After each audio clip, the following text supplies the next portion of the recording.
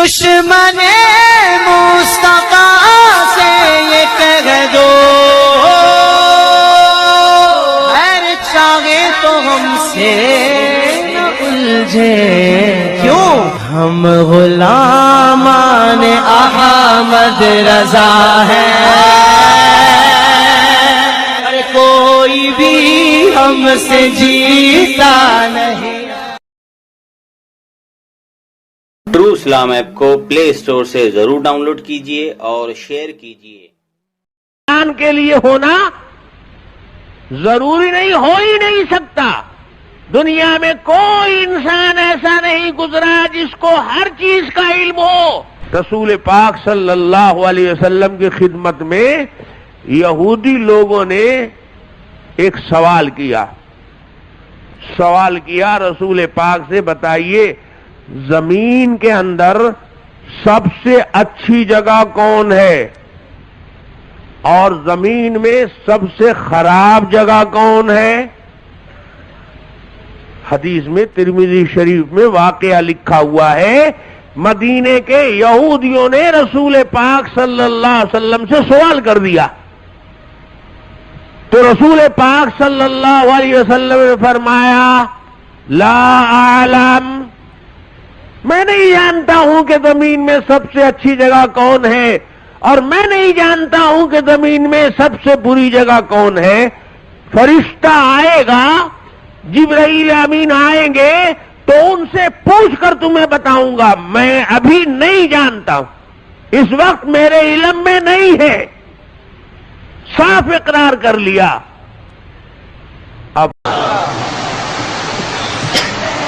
اب یہ عاشقوں اور دیوانوں کی مجلس میں آج میں ایک پول کھولنا چاہتا ہوں، اور وہ بھی ایک ایسی مقدس ترین کتاب کا راز کھول رہا ہوں کہ آپ کو کوئی دھوس میں نہ لے پائے، ڈرا کر کے نہ منوائے، سمجھائے نہ ڈرائے۔ اور وہ یہ بات ہے کہ قرآن پاک میں 3 طرح کی آیتیں ہیں، 3 طرح کی۔ ایک تو ایسی ہے کہ ہم ٹرانسلیشن ہی نہیں کر سکتے، اور جب قرآن کی اس آیت کا تم ترجمہ نہیں کر سکتے تو عقیدہ کیسے بناؤ گے؟ تو قرآن میں کچھ آیتیں ایسی ہیں جن سے عقیدہ ہم بناتے ہی نہیں، اور جن سے نہیں بناتے وہ بھی قرآن میں ہے۔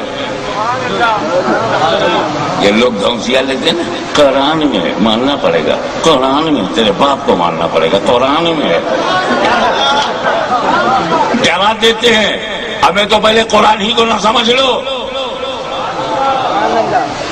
انہیں ہم حروف مقطعات کہتے ہیں، جیسے الف، لام، میم۔ اس کا ترجمہ میں نہیں جانتا، اس کا ترجمہ مترجم نہیں جانتے، اس کا ترجمہ محدث اعظم نے نہیں کیا، اس کا ترجمہ پیر کرم شاہ صاحب نے نہیں کیا، اس کا ترجمہ اعلیٰ حضرت عظیم البرکت امام عشق و محبت مجدد دین و ملت انہوں نے بھی نہیں کیا، اس کا ترجمہ میرے والد گرامی نے بھی نہیں کیا، اس کا ترجمہ غزالی دورہ راضی وقت نے بھی نہیں کیا، اس کا ترجمہ مفتی عبدالعزیز احمد بزایونی نے بھی نہیں کیا، اس کا ترجمہ کسی عالم نے نہیں کیا، کیونکہ اس کا ترجمہ نہ عالم دین کو پتہ نہ محدثین کو۔ الف معنی تو ہے، لام کے بھی معنی تو ہے، میم کی بھی میننگ ہے، ہم نہیں جانتے، علماء دین نہیں جانتے، مجتہدین نہیں جانتے، بڑے بڑے فقہائے دین نہیں جانتے۔ ایک فائنل جملہ بول دوں، اس کا ترجمہ خود جبریل امین نہیں جانتے۔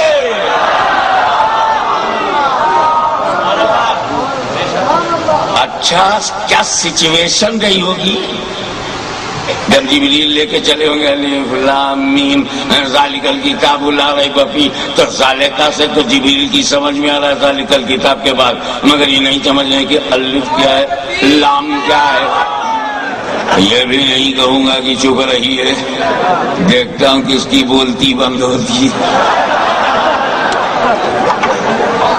بس فاصلے پر رکھو بھائی.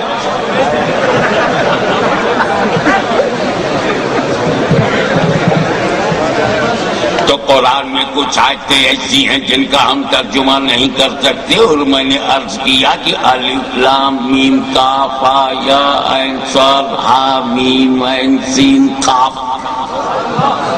کرو ترجمہ تو جانے. تو میں کہتے کہتے یہ بھی کہہ گیا کہ اس کا ترجمہ علماء دین، تو علماء دین خود جبریل امین نہیں جانتے. الف، یہی وجہ ہے کہ جب جبریل علیہ السلام بارگاہ رسالت میں لے کے آئے الف، حضور نے کہا میں سمجھ گیا. جبریل نے کہا لام، نبی نے کہا میں سمجھ گیا. پھر جبریل نے کہا میم، سرکار بولے میں سمجھ گیا.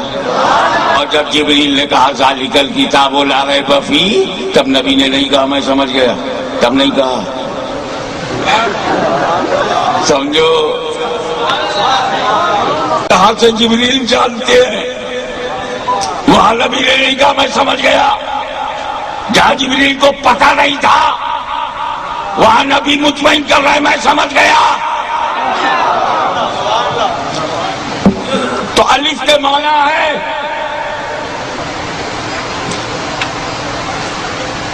لام کے بھی معنی ہے، میم کے بھی ہیں، مگر الف کا معنی الف میں، لام کا لام میں، میم کا میم میں چھپا، غیب، پردہ، حجاب. اب اتنی بھی سمجھ نہیں رہ گئی کہ جس نبی سے قرآن کا غیب نہ چھپا ہو، جہان کا غیب کیسے چھپے گا؟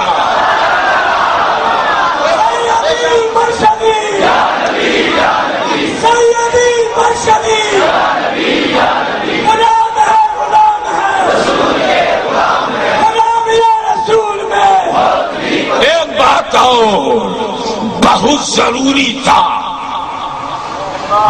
بہت ضروری تھا کہ قرآن میں کچھ ایسی آیتیں ہوں کہ بڑے سے بڑا مولوی ترجمہ نہ کر سکے اور خود وہ جبریل امین کو بھی پتہ نہ ہو کہ کیا مطلب ہے. بہت ضروری تھا، بہت ضروری تھا کہ قرآن میں کچھ آیتیں ایسی ہوں جس کا معنی مطلب جبریل کو بھی نہ معلوم ہو، تاکہ اللہ کے بندوں کو پتہ چل جائے کہ جبریل کا کام وہی لانا ہے، پڑھانا ان کا کام نہیں، مطلب بتانا ان کا کام نہیں. جبریل مبلغ ہے، جبریل امین مبلغ ہے، معلم نہیں، معلم نہیں. کہ جب میرے نبی نے فرشتوں کے سردار سے نہیں پڑھا تو سہارنپور کے بیکار سے پڑھائے گئے.